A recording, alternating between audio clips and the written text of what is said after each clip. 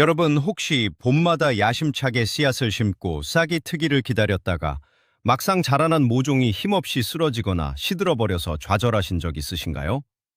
비싼 돈 주고 산 식물 영양제를 아무리 듬뿍 뿌려주어도 모종이 마치 병든 것처럼 비실비실하다면 오늘 이 영상이 여러분의 식물 키우기 인생을 완벽하게 바꿔놓을 것입니다. 상술에 속아 비싼 화학 비료를 장바구니에 담고 계셨다면 지금 당장 멈춰주세요. 놀랍게도 여러분의 모종을 미친 듯이 폭풍 성장하게 만들고 밭에 옮겨 심었을 때 생존율을 무려 100%로 끌어올려줄 기적의 마법약은 농자재 마트가 아니라 동네 산책길 옆 흔하고 지저분한 도랑에 숨겨져 있습니다. 네, 맞습니다. 아무도 거들떠보지 않는 그 냄새나는 도랑 말입니다. 오늘은 단돈 1원도 들이지 않고 자연이 주는 공짜 재료만으로 죽어가던 모종도 벌떡 일어나게 만드는 전설적인 천연 영양제 만드는 비법을 낱낱이 공개하겠습니다. 과연 도랑에서 주운 쓰레기 같은 풀들이 어떻게 최고급 비료를 뛰어넘는 기적을 만들어내는지 끝까지 지켜봐 주시기 바랍니다. 현대 농업과 홈 가르데닝이 발달하면서 우리는 너무나 당연하게 예쁜 플라스틱 병에 담긴 화학 비료나 영양제에 의존하게 되었습니다. 하지만 조금만 과거로 거슬러 올라가 볼까요? 화학 비료라는 개념조차 없었던 수백 년 전, 우리의 조상들은 어떻게 그 척박한 땅에서 어마어마한 양의 작물을 길러내고 튼튼한 모종을 키워냈을까요? 그 비밀은 바로 자연의 순환과 주변 환경을 완벽하게 활용하는 지혜에 있었습니다. 옛날 농부들은 작물이 시들해지면 산과 들, 그리고 물이 흐르는 도랑 주변으로 향했습니다. 그곳에서 특정 식물의 가지를 꺾어오거나 무성하게 자란 잡초들을 베어다가 물에 푹 우려내어 천연 영양제로 사용했죠. 이것은 단순한 미신이 아니라 현대 과학으로도 그 효능이 완벽하게 입증된 놀라운 생태학적 지혜입니다. 특정 식물들이 스스로 살아남기 위해 뿜어내는 호르몬과 화학 물질들을 다른 약한 식물에게 전달하여 면역력을 극대화하는 방식입니다. 이제 우리는 잊혀진 이 고대의 지혜를 현대적인 베란다 텃밭과 주말 농장에 완벽하게 부활시켜 볼 것입니다. 가장 먼저 우리가 주목해야 할 것은 모종이 실패하는 진짜 이유입니다. 여러분이 씨앗을 발화시켜서 작은 화분에 심었을 때 싹이 올라오는 것까지는 대부분 성공합니다. 하지만 본잎이 두세 장 나오기 시작할 무렵부터 모종은 갑자기 위로만 길쭉하게 자라며 웃자라거나 줄기 밑동이 까맣게 변하면서 픽 쓰러져 버립니다. 이것을 흔히 잘록병이라고 부르는데요. 많은 분들이 이 시기에 식물이 영양이 부족하다고 착각해서 아주 독한 화학 비료를 주게 됩니다. 하지만 연약한 어린 뿌리에 닿은 강한 화학 성분은 오히려 삼투압 현상을 일으켜 뿌리의 수분을 뺏어가고 식물을 타죽게 만듭니다. 마치 갓 태어난 아기에게 소화도 안 되는 매운 불닭볶음면을 억지로 먹이는 것과 똑같은 엄청난 실수인 것이죠. 어린 모종에게 지금 당장 필요한 것은 질소 인산 칼륨 덩어리가 아니라 흙 속의 나쁜 균을 이겨낼 수 있는 자체 면역력과 잔뿌리를 거미줄처럼 뻗어나갈 수 있게 도와주는 부드러운 성장 촉진제입니다. 그래서 우리는 화학 공장이 아니라 자연의 품, 바로 물이 흐르는 도랑으로 향해야만 하는 것입니다. 그렇다면 왜 하필 상속 깊은 곳도 아니고 동네 주변의 흔한 도랑이나 개울가일까요? 도랑은 자연의 영양분이 최종적으로 모이는 천연 저장고와 같습니다. 비가 오면 산과 들의 부엽토, 미네랄, 그리고 온갖 유기물들이 물을 타고 흘러내려와 도랑 주변에 쌓이게 됩니다. 그래서 도랑 주변을 가만히 살펴보면 일반적인 맨땅에서는 볼 수 없을 정도로 잎이 크고 줄기가 두꺼운 거대한 잡초들이 밀림처럼 우거져 있는 것을 쉽게 발견하실 수 있습니다. 이 식물들은 단순히 물을 많이 먹어서 큰 것이 아닙니다. 빗물에 씻겨 내려온 어마어마한 양의 자연산 미네랄과 영양분을 독식하며 자라난 그야말로 영양덩어리 그 자체입니다. 우리는 바로 이 도랑 주변에서 아무렇게나 자라고 있는 억센 잡초들과 특정 나무의 가지를 채취하여 그들이 머금고 있는 생명력을 우리들의 나약한 모종에게 고스란히 이식해 줄 계획입니다. 잡초는 농부의 적이라고 생각하셨나요? 오늘부터 잡초는 여러분의 지갑을 지켜줄 가장 고마운 은인으로 다시 태어날 것입니다. 도랑에 도착하셨다면 가장 먼저 눈을 크게 뜨고 찾아야 할 핵심 재료가 있습니다. 바로 물가를 따라 낭창낭창하게 가지를 늘어뜨리고 있는 버드나무입니다. 버드나무는 오늘 우리가 만들 기적의 천연 영양제에서 절대 빠져서는 안 될 가장 중요한 1등 공신입니다. 고대 이집트 시대부터 인류는 열이 나거나 통증이 있을 때 버드나무 껍질을 다려 마셨습니다. 네, 우리가 흔히 아는 진통제인 아스피린의 원료가 바로 이 버드나무에서 추출된 것입니다. 하지만 식물에게 버드나무는 진통제가 아니라 그 자체로 강력한 마법의 호르몬제입니다. 버드나무 가지와 껍질 속에는 살리실산과 인돌부틸산이라는 천연 밝은 촉진 물질이 어마어마하게 농축되어 있습니다. 이 성분들은 꺾고지를 하거나 모종을 심었을 때 식물에게 야, 빨리 뿌리를 내리지 않으면 큰일 나라는 강력한 신호를 보내어 세포 분열을 미친 듯이 촉진시킵니다. 시중에서 수만 원에 파는 밝은제 성분을 자연에서 완전 무료로 얻을 수 있는 것이죠. 버드나무의 살리실산은 단순히 뿌리만 길게 만드는 것이 아닙니다. 식물에게 전신 획득 저항성이라는 놀라운 방어 체계를 발동시킵니다. 이름이 조금 어렵게 들릴 수 있지만 쉽게 말해서 식물에게 천연 백신을 주사하는 것과 같습니다. 살리실산이 식물 체내에 흡수되면 식물은 스스로 바이러스나 곰팡이균의 침입에 대비하여 세포벽을 단단하게 만들고 방어물질을 뿜어내기 시작합니다. 앞서 말씀드린 어린 모종을 죽게 만드는 주범인 잘록병이나 각종 무름병을 이겨낼 수 있는 강력한 면역력이 바로 여기서 생겨나는 것입니다. 버드나무, 우린 물을 먹고 자란 모종은 잎이 두꺼워지고 반질반질한 윤기가 흐르며 손으로 만져보면 일반 모종과는 비교할 수 없을 정도로 줄기가 빳빳하고 힘이 넘치는 것을 느낄 수 있습니다. 이것이 바로 죽어가던 모종도 살려낸다는 첫 번째 기적의 원리입니다. 그럼 버드나무 가지를 어떻게 채취해야 할까요? 아주 간단합니다. 물가에 자라는 버드나무 중에서 올해 새로 자라난 부드럽고 연한 녹색가지나 약간 노르스름한 어린 가지를 고르시면 됩니다. 너무 오래되고 두꺼운 묵은 가지보다는 낭창낭창한 새순 쪽에 유효 성분이 훨씬 더 빽빽하게 들어있습니다. 전지가위를 챙겨가셔서 나무 한 그루에서 몽땅 자르지 마시고 여러 나무에서 조금씩 산발적으로 채취해주세요. 자연을 훼손하지 않는 선에서 한 알음 정도면 충분합니다. 잎사귀가 붙어 있어도 전혀 상관없습니다. 잎에도 영양분이 가득하니까요. 집으로 가져오신 버드나무 가지는 영양분이 물에 가장 잘 우러나올 수 있도록 표면적을 넓혀주어야 합니다. 가위를 이용해 2-3cm 길이로 아주 잘게 싹둑싹둑 잘라주세요. 손목이 조금 아플 수도 있지만 곧 미친 듯이 자라날 모종을 상상하며 즐거운 마음으로 잘라주시면 됩니다. 버드나무 가지를 챙기셨다면 이제 도랑 주변에 널려있는 무적의 잡초들을 수확할 차례입니다. 그 중에서도 특히 잎이 넓고 진한 녹색을 띠는 풀들을 주목해주세요. 쐐기풀, 환삼덩굴, 쑥, 고마리 등 이름 모를 잡초여도 상관없습니다. 도랑에서 억세게 자란 풀일수록 생명력이 강하고 영양분이 풍부합니다. 이 잡초들은 모종이 폭풍 성장하는 데 필요한 천연질소와 미량요소의 핵심 공급원입니다. 잡초는 땅속 깊은 곳까지 뿌리를 내려 우리가 일반 비료로는 채워줄 수 없는 철, 마그네슘, 칼슘, 아연 같은 희귀 미네랄을 끌어올려 자신의 몸속에 저장해둡니다. 농작물에게는 치명적인 환경에서도 잡초가 살아남는 이유가 바로 이 놀라운 영양 흡수 능력 때문이죠. 두꺼운 장갑을 끼고 낫이나 가위로 이 잡초들을 한가득 베어 오세요. 버드나무가 뿌리를 내리게 뼈대를 만들어준다면 이 잡초들은 잎을 넓게 펼치고 광합성을 미친 듯이 할 수 있도록 식물에게 천연 스테로이드를 공급해 줄 것입니다. 이제 채취해온 재료들을 섞어서 본격적인 제조에 들어갈 시간입니다. 큰 고무대 하나, 뚜껑이 있는 플라스틱 통을 준비해 주세요. 통 안에 잘게 자른 버드나무 가지와 지식여 놓은 도랑 잡초들을 반 정도 꾹꾹 눌러 담습니다. 그런 다음 물을 부어주어야 하는데요. 여기서 아주 중요하고 절대 간과해서는 안 될 핵심 포인트가 하나 있습니다. 절대로 소독약 성분이 가득한 수돗물을 바로 틀어서 부으시면 안 됩니다.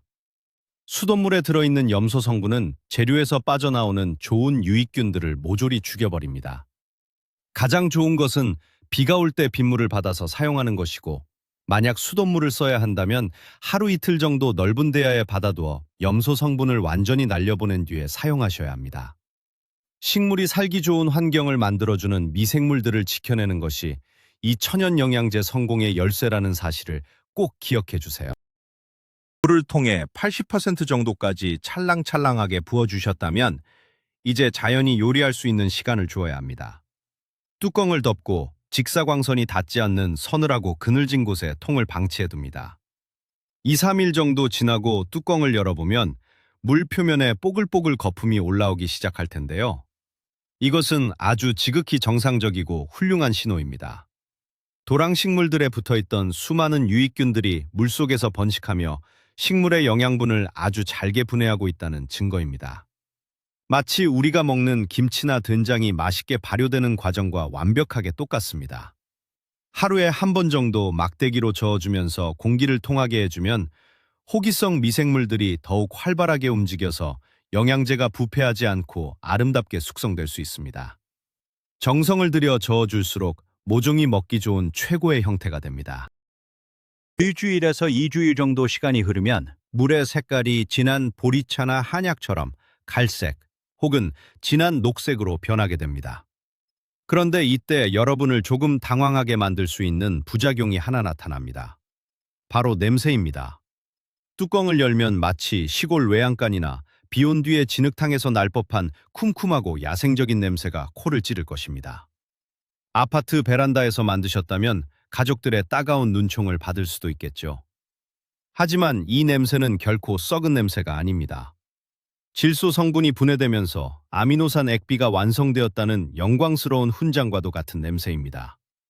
냄새가 독하다면 그것은 그만큼 영양분이 초고농축으로 녹아들었다는 뜻이니 오히려 환호성을 질러도 좋습니다. 이 진득하고 강력한 자연의 냄새야말로 상업용 화학 비료에서는 절대 흉내낼 수 없는 진짜 생명력의 증거입니다. 숙성이 완료되었다면 이제 이 귀중한 액체를 걸러낼 차례입니다. 고운 채망이나 안 입는 면 티셔츠, 양파망 등을 겹쳐서 건더기는 철저하게 걸러내고 순수한 진액만 따로 모아주세요. 건더기가 남아있으면 나중에 흙에 주었을 때 벌레가 꼬이거나 곰팡이가 생길 원인이 될 수 있으니 맑은 국물만 빼내는 것이 좋습니다. 자, 그럼 즙을 다 짜내고 남은 버드나무 가지와 찌꺼기 풀들은 그냥 버리냐고요? 절대 안 됩니다. 이 찌꺼기들은 이미 미생물이 잔뜩 묻어있는 최고의 부숙토 재료입니다. 텃밭 한 구석 땅을 파고 묻어두시거나 퇴비더미에 섞어주시면 흙 속의 지렁이들이 몰려들어 땅을 스펀지처럼 푹신푹신한 최고의 옥토로 만들어줄 것입니다. 도랑에서 온 재료는 단 하나도 버릴 것 없이 모든 것이 식물에게 피가 되고 살이 됩니다.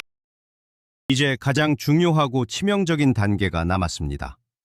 아주 많은 초보자분들이 여기서 흥분한 나머지 실수를 저지릅니다. 진하게 우러난 이 천연 액비를 모종에 그대로 콸콸 붓는 행동입니다. 명심하세요. 이 원액은 여러분이 생각하는 것보다 훨씬 독하고 농도가 높습니다. 원액을 그대로 주면 식물의 뿌리가 깜짝 놀라 다 타버리는 뿌리 화상을 입게 됩니다. 반드시 물에 희석해서 사용해야 하는데 물 100에 원액 1, 즉 100대 1의 비율로 아주 연하게 타서 주시는 것이 황금 비율입니다. 액비를 물에 탔을 때 색깔이 아주 연한 보리차나 녹차 느낌이 나야 합니다. 식물에게 물을 줄 때는 한 번에 진하게 먹이는 것보다 연하게 타서 자주 먹이는 것이 흡수율을 높이고 식물을 훨씬 건강하게 만드는 진정한 비법이라는 것을 잊지 마세요. 비료를 모종에 주는 방식도 매우 중요합니다. 위에서 아래로 물을 확 뿌려버리는 상면 관수는 여린 모종의 줄기를 꺾이게 하고 습도가 높아져 곰팡이병을 유발할 수 있습니다.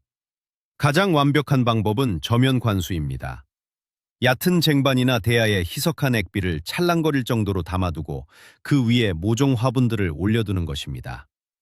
그러면 화분 밑구멍을 통해 모종의 뿌리가 자신이 목마른 만큼만 알아서 천천히 영양분을 빨아올리게 됩니다.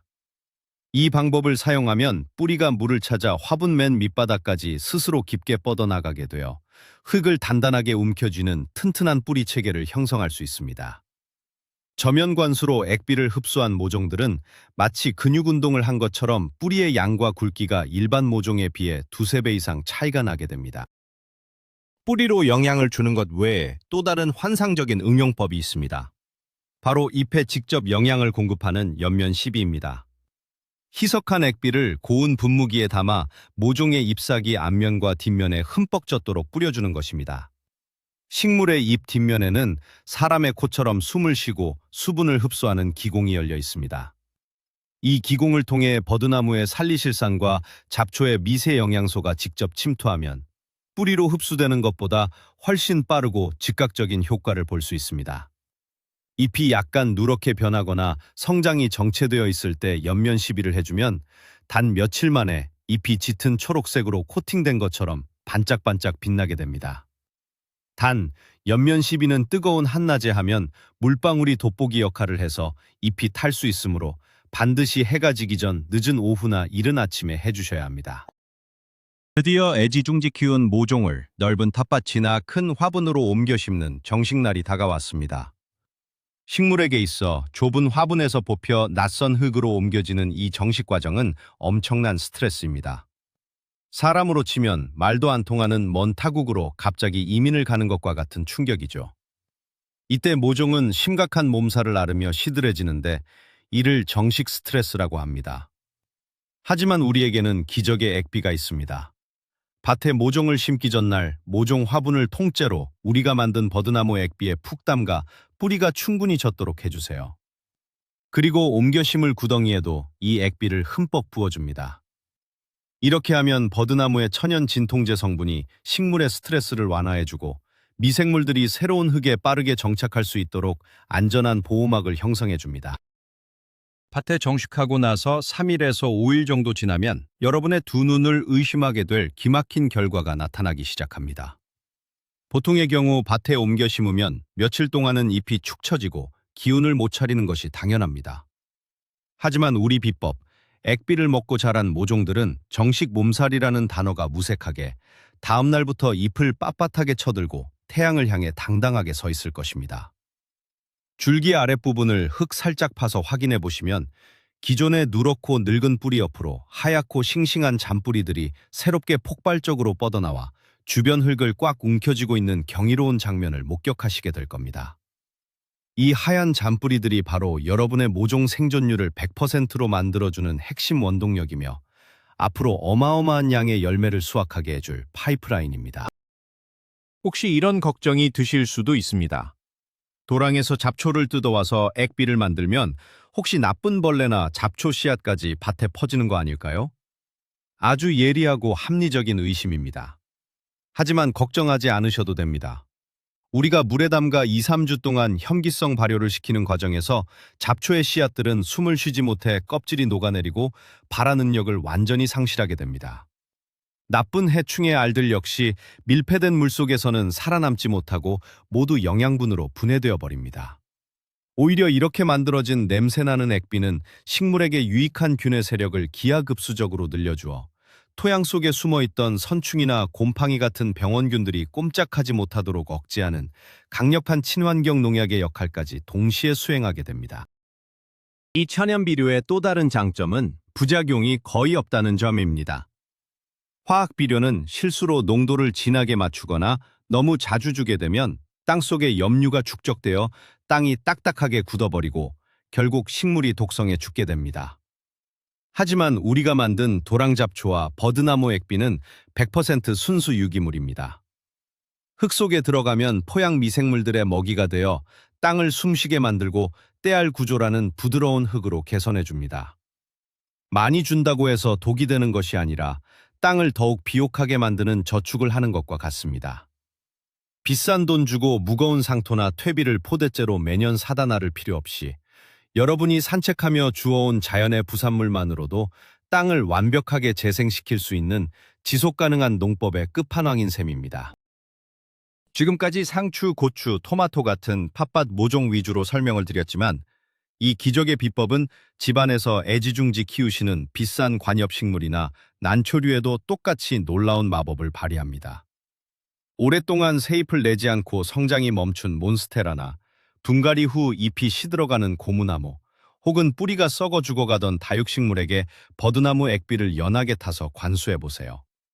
죽어가는 줄 알았던 식물에서 기적처럼 오동통한 새 뿌리가 돋아나고 볼돌 말려있던 커다란 새잎이 폭죽처럼 퍼져나오는 모습을 집거실에서 직관하실 수 있습니다. 식물의 종이 무엇이든 간에 뿌리를 내리고 성장하고자 하는 자연의 본능은 모두 똑같기 때문에 이 만능 액비는 베란다 식물 집사들에게도 최고의 무기가 됩니다.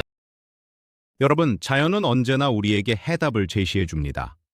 자본주의 시장은 끊임없이 우리에게 불안감을 조성하여 더 새롭고 더 비싼 영양제를 사라고 유혹합니다. 이것을 뿌리지 않으면 당신의 식물은 다 죽을 것이라고 겁을 주죠. 하지만 우리가 시선을 돌려 흙먼지 날리는 도랑가를 바라보는 순간 그 모든 불안감은 사라집니다.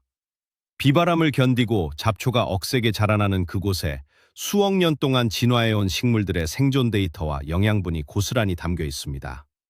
우리는 그저 빈통 하나와 전지가위를 들고 자연이 차려놓은 밥상에 숟가락만 얹으면 됩니다.